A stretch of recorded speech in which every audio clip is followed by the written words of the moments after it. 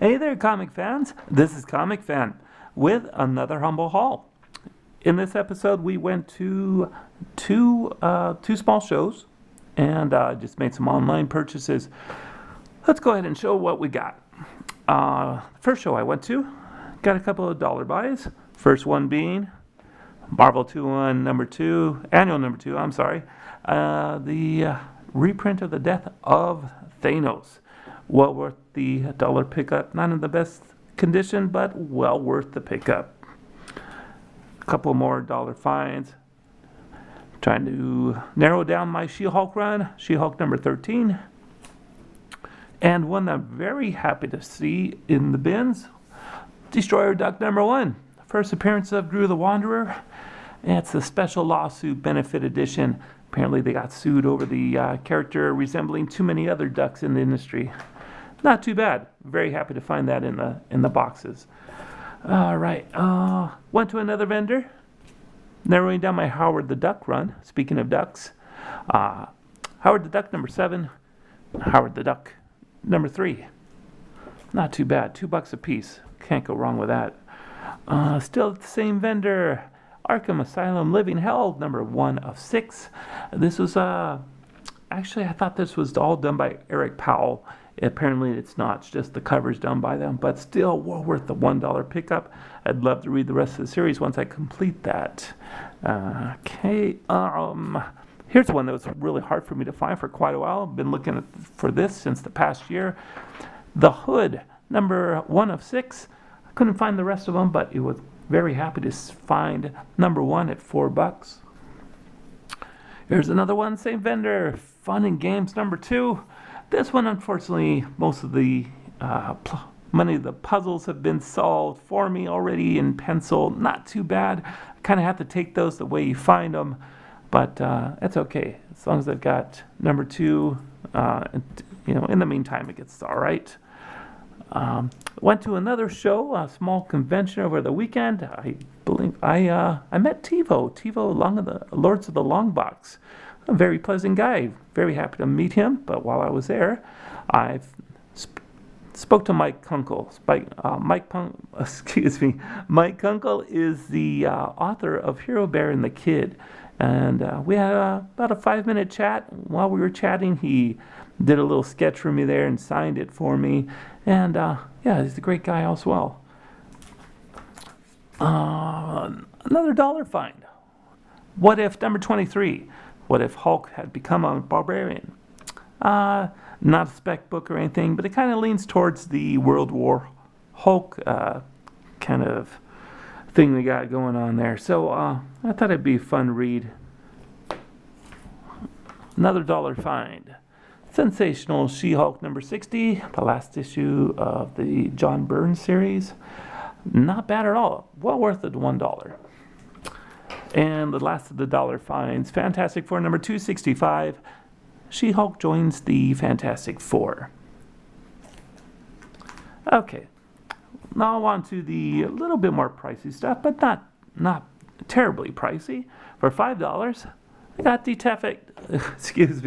Detective Comics number 388.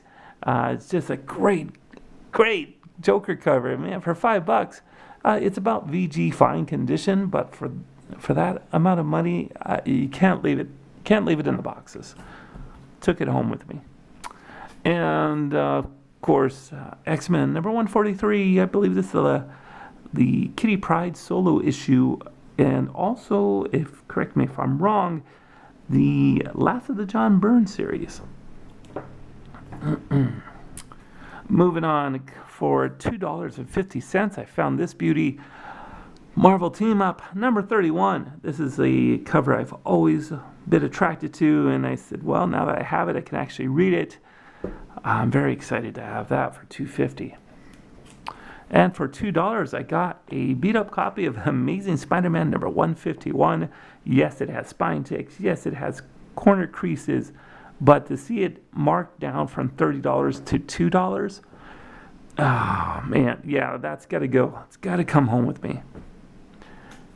For another $2.50, I found Power Man and Iron Fist number 54.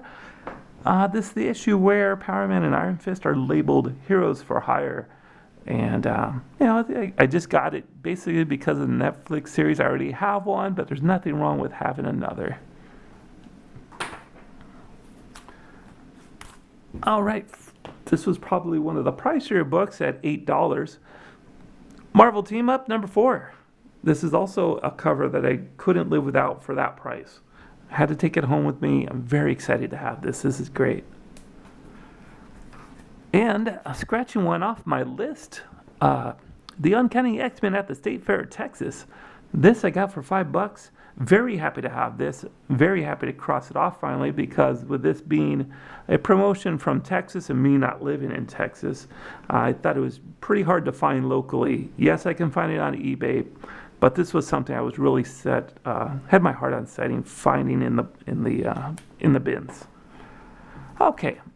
Now those two were done. Those two shows are done. I'm on to my online purchases and local finds. This one I got right before the last convention I was at. Ghost Rider number 6. Got it at auction for about $13. Not too bad. Pretty happy with it, because now I only have number 2, number 3, number 4, and number 5 to complete that series run. One more X-Men book, X-Men number 107. That's say that's about a mid-grade, but for $10 shipped, I was pretty happy with it, because this is one of the more pricier books from the X-Men that I actually need to complete my run that I'm doing. And let's see, second to the last book here. Avengers number 28, I found this locally at my flea market. This is Hank Pym, first appearances of Hank Pym as Goliath, and the first appearance of Collector. This was a great find for me because it wasn't something I was willing to spend a lot of money on, and I got an enjoyable book for the price I paid. Really good stuff. And the last book of this episode is something I've been looking for probably about the last 2 years, for a copy I could actually deal with. There we go. Now I feel like a piece of me is complete, because before I was doing all these shows and episodes and sharing them with you guys, there was a space that was empty, and I felt that it needed to be filled. This fills it. Silver Surfer number 1. Finally, I can say that I am a completed comic fan, because I have this book to back up my backdrop. This is quite a find for me. Very good. Very happy about that. So with that said and done, I wanted to make a couple announcements. The first being the show that I just started doing, the last 6 episodes, I believe. I'm doing with All About Comics. You can find us on Sunday nights at 7 Pacific Standard Time. And also, the one thing I'm really happy about, I have a golden opportunity that just came up, that I will have a certain boss for the day. That boss being Stan Lee. And Stan Lee is going to be doing a comic book signing at a store coming up next month, I believe on the 25th. And I've been working with a company for a while that is taking me under their wing, along with Rocket Comics. And basically, I'm just going to be helping out Stan Lee for a day. He'll be my ultimate boss, along with a couple people under him. I'm pretty excited. So, with that being said, this is Comicfan. And until the next episode, happy hunting. We'll see you then. Bye-bye.